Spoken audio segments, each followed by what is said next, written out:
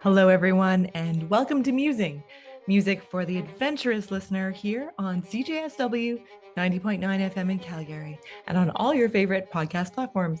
I'm your host, Janna Sailor. Today, I'm in conversation with composer Paul Frehner. Known for his inventive and exploratory approach to sound, Paul's work spans concert music, electroacoustic practice, and interdisciplinary collaboration. His music often engages with texture, space, and perception in ways that challenge and expand how we listen. His work has been widely recognized, earning major international and national awards, including top prizes from the Jeunesse Musicale World Orchestra and the Prague Philharmonia, as well as honors from the Montreal Symphony Orchestra and the Ontario Arts Council. In this episode, we'll talk about his creative process, recent opera project, and the ideas and influences that continue to shape his work.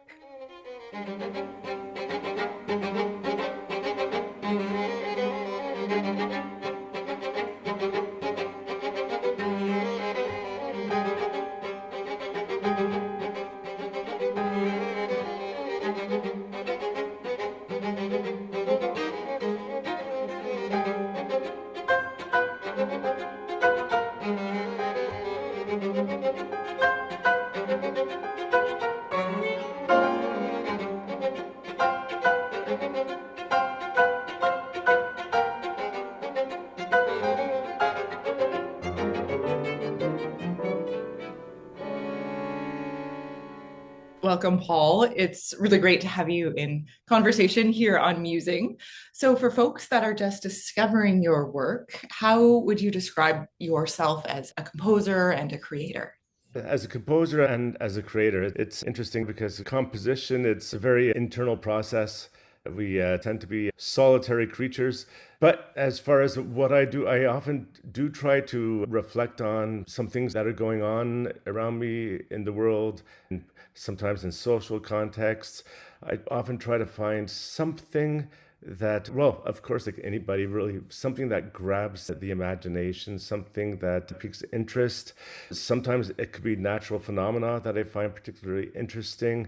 Other times it could be something that's more social that I'd like to reflect on. And this sort of thing can be found in some previous works, the social connection. For instance, a previous opera that I wrote with the same librettist, Angela Murphy, back in 2003. It was entitled Sirius on Earth. And this opera is a reflection of very strange multicultural societies at some point in the future. But we take some things that we saw happening in the present time when we were writing this piece and then mapping that onto this hypothetical or fictional future. And then there's another piece that I wrote entitled Sometimes the Devil Plays Fate, which is a piece that I set some poetry by a Toronto-based poet. His name is Dane Swan. And these poems, they come from a collection of poetry of his entitled A Mingus Lullaby. And he was, I guess, a great fan of Mingus and found some connection there. And I really enjoyed Mingus's work too. And so I was immediately attracted to that. But then when I dove into his poetry, I could see that in that particular piece, there was definitely a strong reflection on not just Mingus's work, but also on Swan's, I guess, perception of current situations. There's a certain social activism in that poetry. I wouldn't by any means say that what I do makes me a social activist or anything like that. However, I do, I guess, sometimes find certain things that I want to reflect on musically in my work and or poetically as far as it might relate to society. So there's a wide range of interest there. And this opera is Horizon Madog. It incorporates a bit of both worlds. There's a bit of a sociological point of view in the opera, but also a bit of a question of our relationship with nature as well. So from natural phenomenon to society, I find these aspects very interesting. Same fate, same expectations, same destiny, same smiles, same faces, forgetting, same selfishness, same snobbery, same friends, same is same voice, same tragedies, same conflicts, same story, same optical orifices, same continents, same dream, same nuclear stratagem, same nonsensical hate, as the same tribe kills the same tribe, kills the same tribe, same astronomy, same excuses, same solutions, same cowards, same supposed eyes, same motives, same frustration, same hope, same hope, same hope,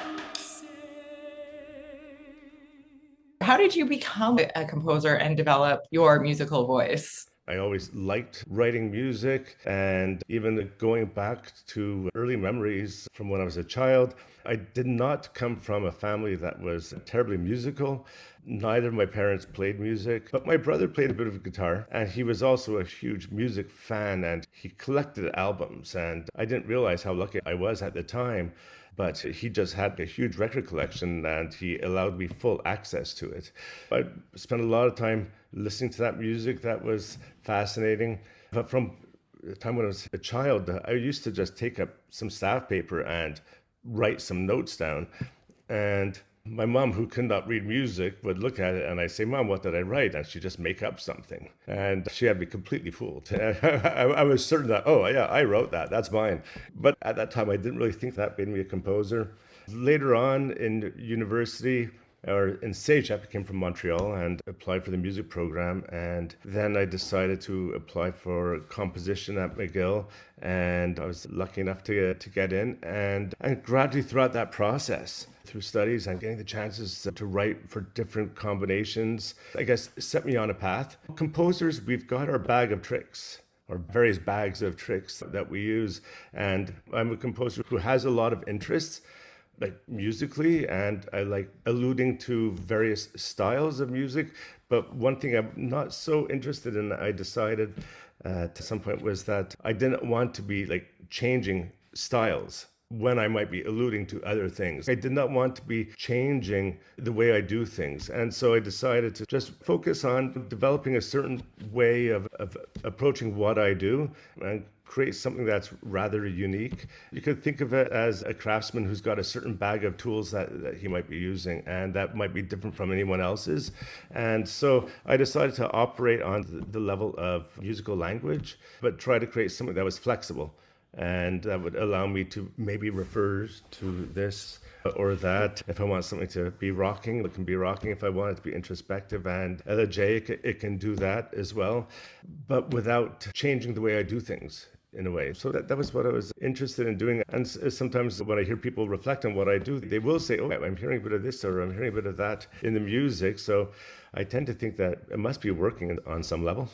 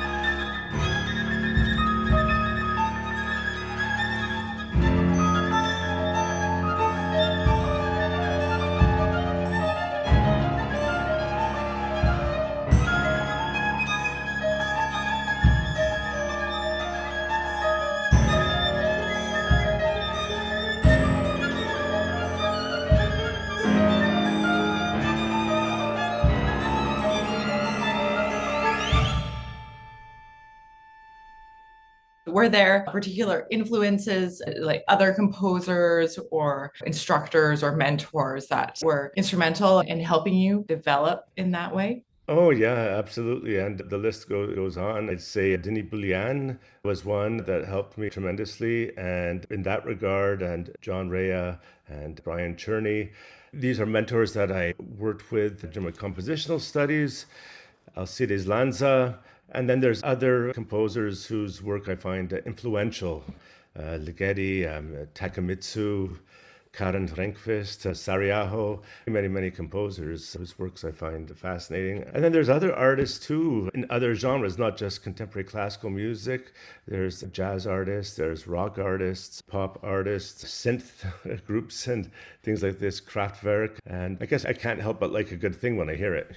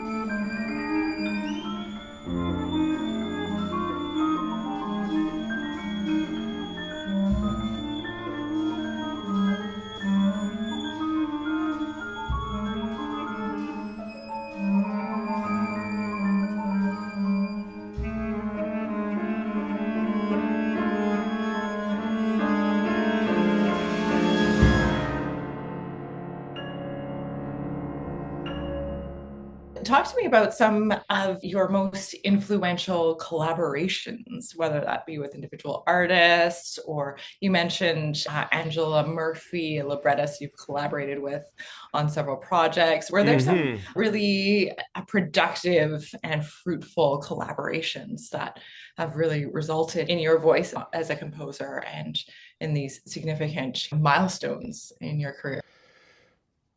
Yes, certainly. And the collaborators, they vary as far as working with a librettist on an opera project. This is my second project and a second opera.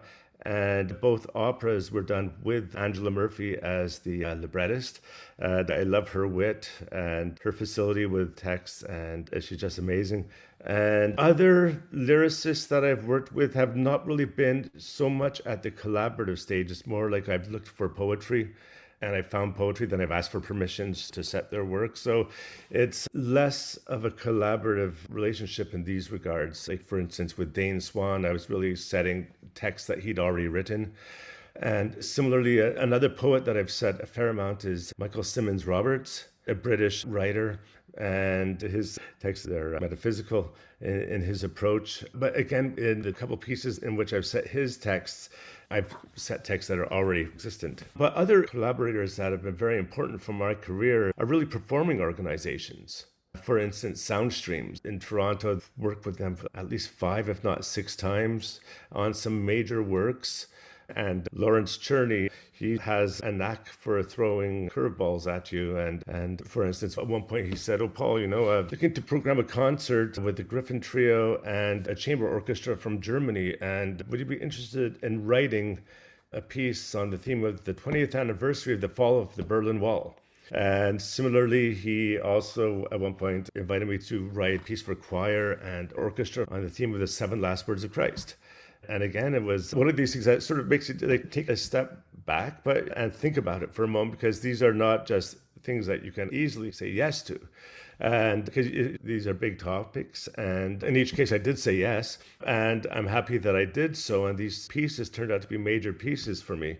But yeah, it's just interesting working with an artistic director like Lawrence and just never knowing what might be tossed your way as far as what is he thinking about. Esprit Orchestra as well. They were really instrumental in championing my work when I was starting out. And they had a young composer festival, and my work was featured on that festival back in the early 2000s, the New Waves Festival. And they're always on the lookout for young composers, and it's great the support that they've shown to young composers over the decades, and they're still doing it. So a real credit to developing the richness of the work of Canadian composers.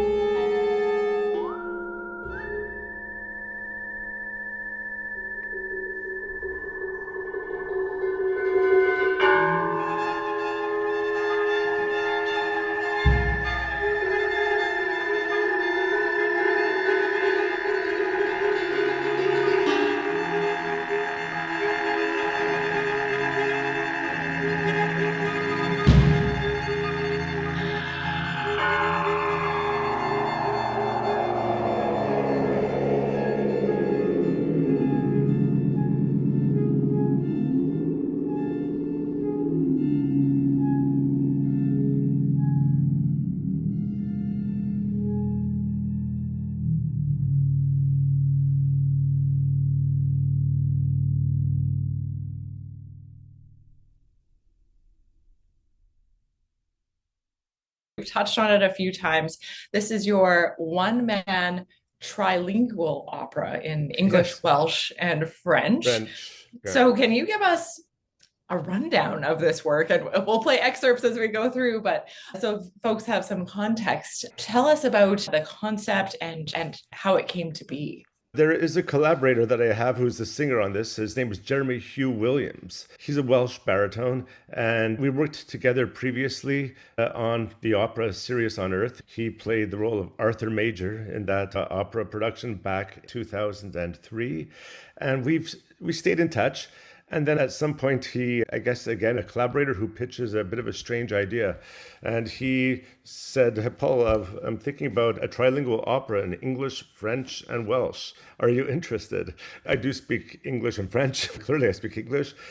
And I do speak French as well, but not Welsh. And one question was quickly, who would be the librettist for this? And he remembered Angela, and our previous opera was bilingual as well, of French and English. So I guess in Jeremy's mind, he was thinking, Angela just has to worry about Welsh now. And so we pitched the idea to Angela. She was interested. And then the question became, who should be the collaborators as far as a production company? And it's a one-person opera, so we weren't necessarily looking to approach a large ensemble for this. And I'd noticed that Ensemble Paramirabo had recently done some operatic work, so I reached out to Jeff Stonehouse of Ensemble Paramirabo, and he was very much into the idea, and just nothing but positivity, and let's make this happen. So, we embarked on that process of trying to make it happen. And of course, the first part of it is trying to get some funding for it. And the great thing about Paramirabo was that there was plan A for the funding, but then there was plan B and plan C. And so there was a real commitment to let's make it happen. Let's get this off the ground. Regardless of what comes in, we'll find a way to make it happen.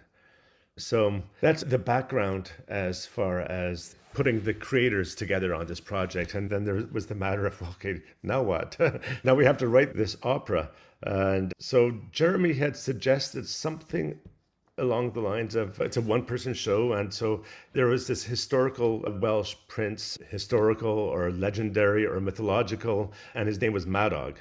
And there was reports that supposedly he came to North America in the 12th century. This was interesting, and actually there are dedications to Madog throughout North America in various places.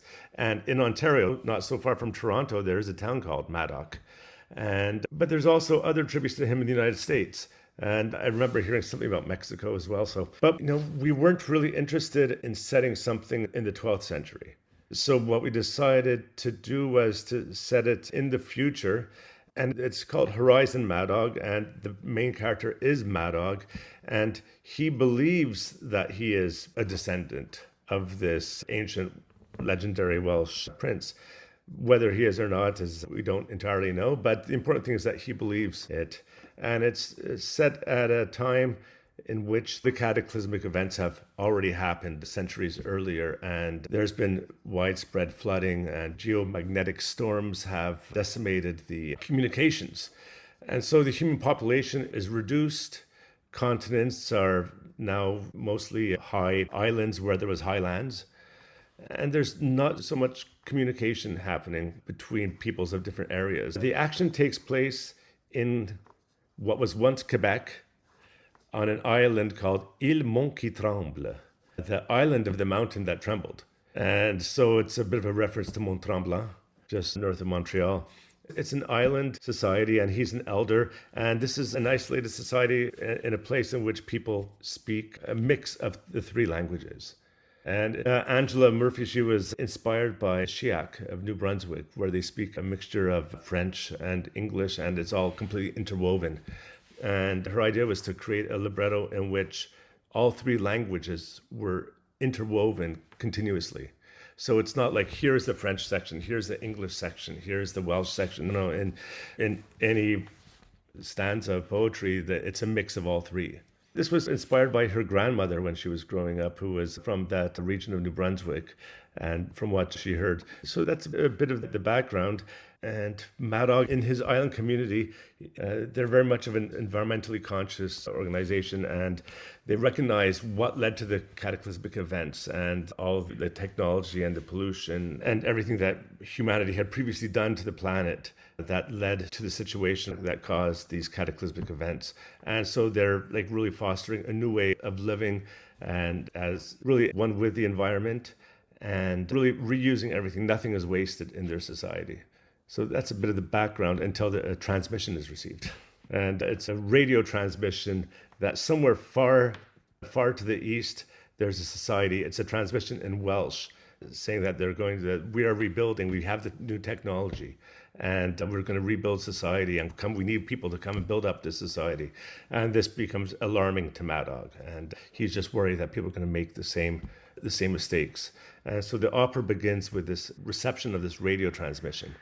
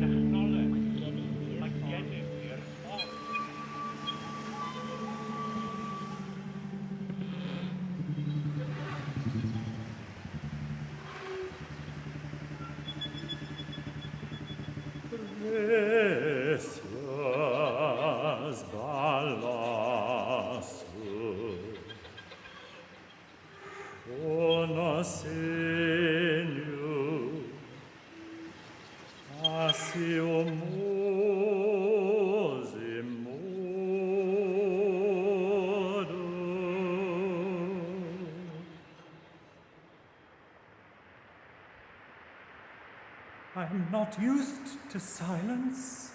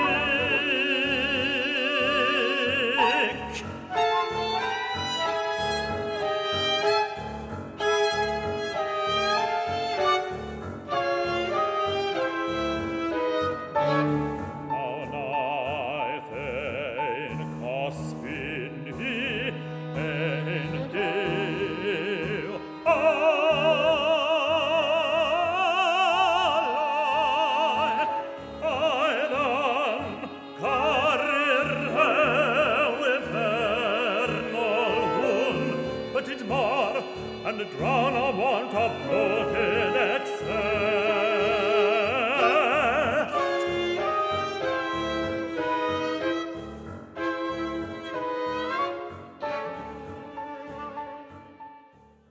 So talk to me about the process of working with these three languages and interweaving those, and how that's been received by audiences, and if you feel like these three languages actually open up a path of more accessibility and more understanding. It was a major concern of mine. When I was close to finishing this opera, I was scratching my head thinking, no one's going to understand anything. And I was like, oh my God, what have we done? And sure, like most of the Western world speaks English, and they will understand, hopefully, the English parts. And that being said, the English parts quickly segue into French parts.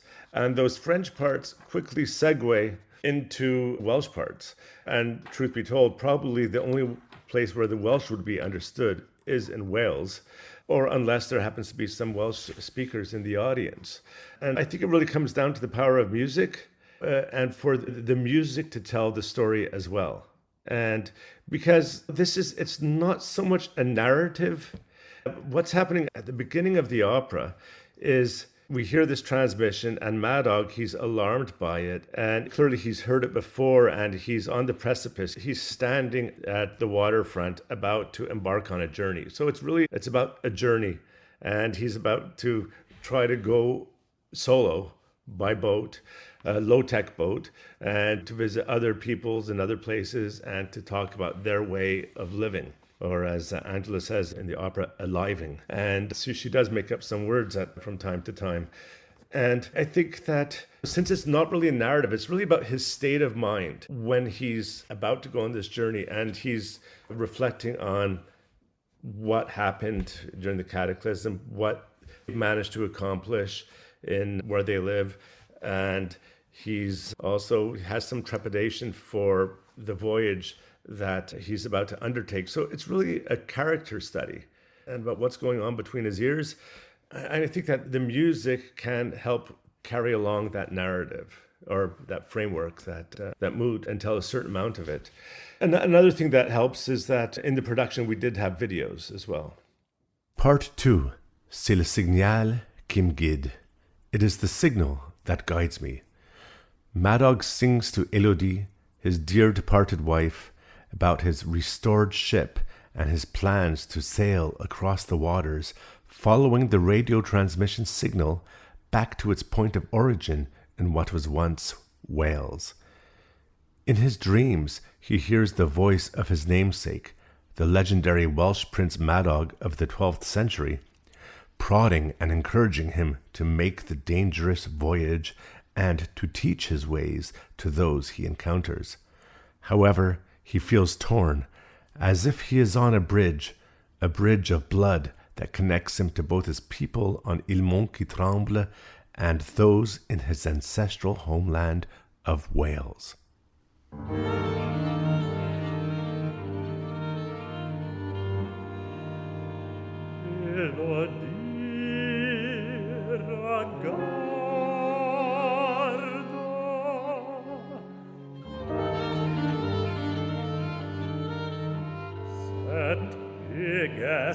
Estis de bois récupérer voler à qui par mon bébé on y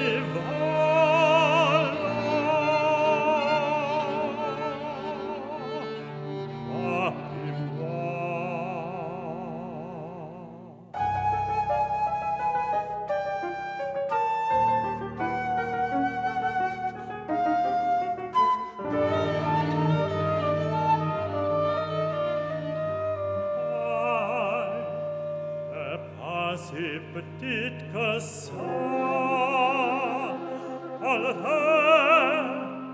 all that, ich te c'est le signal qui me guide. You had it too, class day, honest time concoction.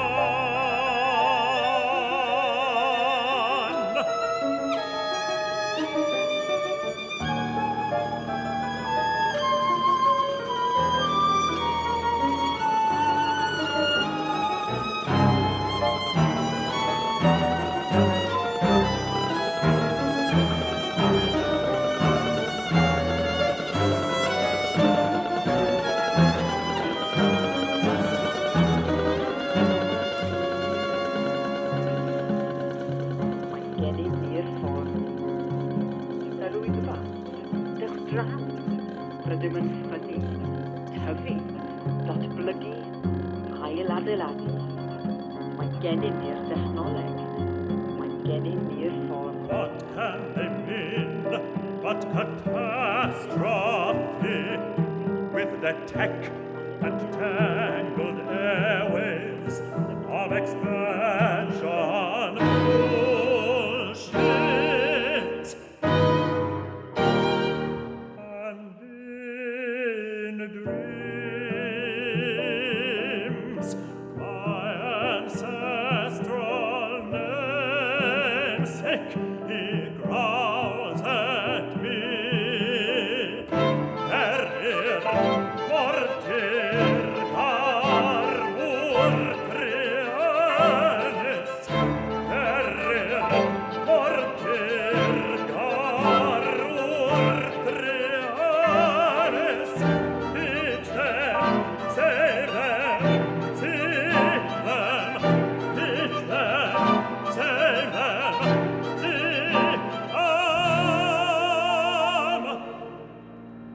Teach them, save them, seek them. Teach them, save them, seek them.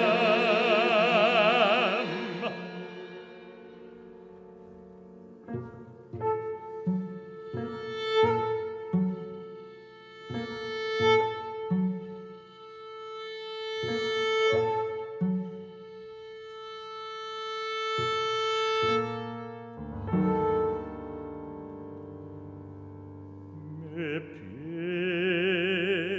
platis irapo saga. What do you hope that they come away with having experienced your work and this particular messaging and narrative? I hope that they really start thinking about, I guess, maybe a bit of the big picture about what it is that we are doing and our relationship with the environment and what we can individually do to make things better and just to have a greater sense of, I guess, mindfulness about things. And also to recognize like this fusion of language and how intricately tied to culture is language. And I think that's part, it gets to the heart of why Jeremy was proposing the three languages. On one hand, you have English, which is the dominant language in the Western world, certainly. But then you have French, and in Quebec, there's been a long fight to establish French as the principal language, and that it is really intricately tied to the culture of the province. That there is this relationship. And in Wales, the Welsh language was almost systematically wiped out by the English throughout centuries. And in the late 1960s, there was suddenly an important speech that was made. I don't have the name of the politician who made the speech, but it really raised awareness that unless we do something to protect the language, the Welsh will probably die out. And so they launched a program to try to achieve 1 million Welsh speakers in Wales. I believe the population is 5 or 6 million people. And so their goal was to have 1 million Welsh speakers by the year 2050. And so there's a lot of cultural programs that are being run to try to promote the language.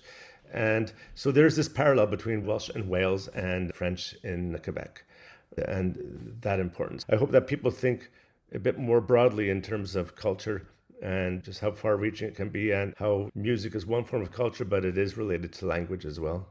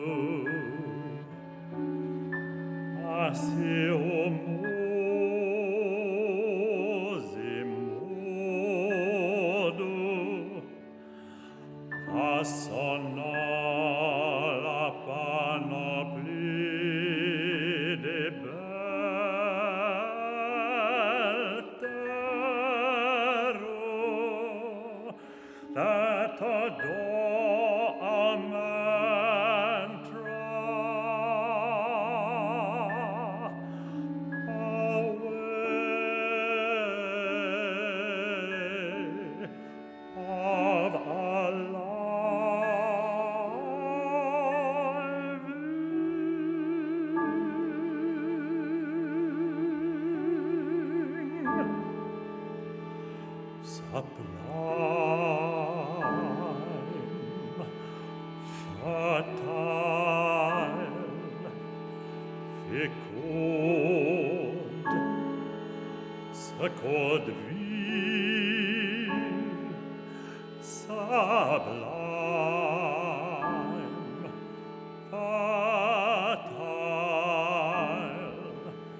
our rebirth recycled from the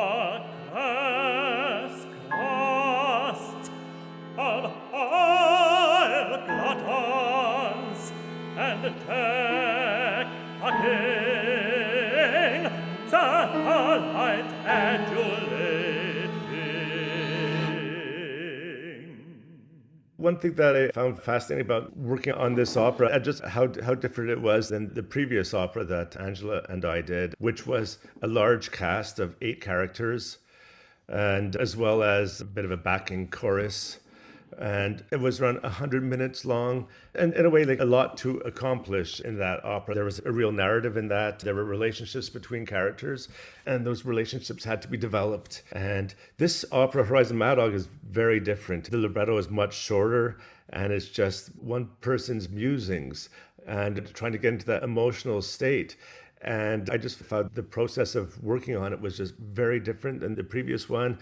And there was a lot of time to just focus, to zoom in, to dilate, and to expand on a moment in time. Like, for instance, maybe just one sentence might take a minute and a half to get through because of the pace of text setting.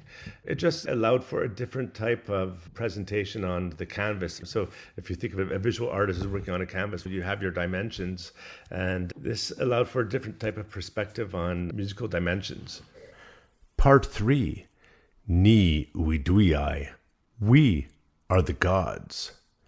Part 3 opens with Madog speaking to Élodie about both the baptism and the desecration of creation, about how the covenant between humans and the land was broken by the tech and oil gluttons of the past, and that the land is poised once again for such poison.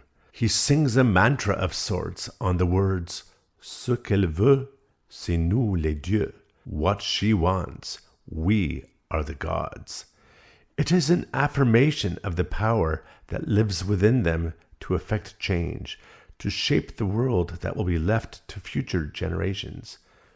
However, just as Madog has made peace with his decision to embark on the dangerous solo voyage across the ocean, he hears a piercing and haunting cry. It is a sound he recognizes, and it fills him with doubt and trepidation. The end of the opera.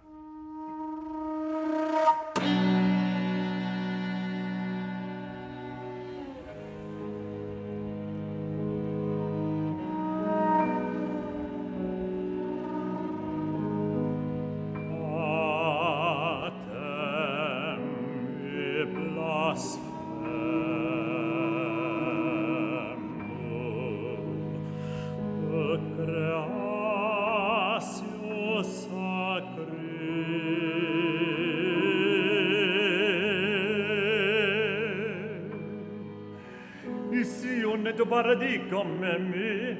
Puis c'est qui les dieux maintenant, Élodie? C'est nous autres. Earth savers, bathers, not those tech slavers who milked our mother till the skies belched sun-stricken blood rain and broke the land. The covenant entre humains, bête et ancêtre. Ancient land is poised for poison again. Soon make another irradial fiaidun an caele ardia.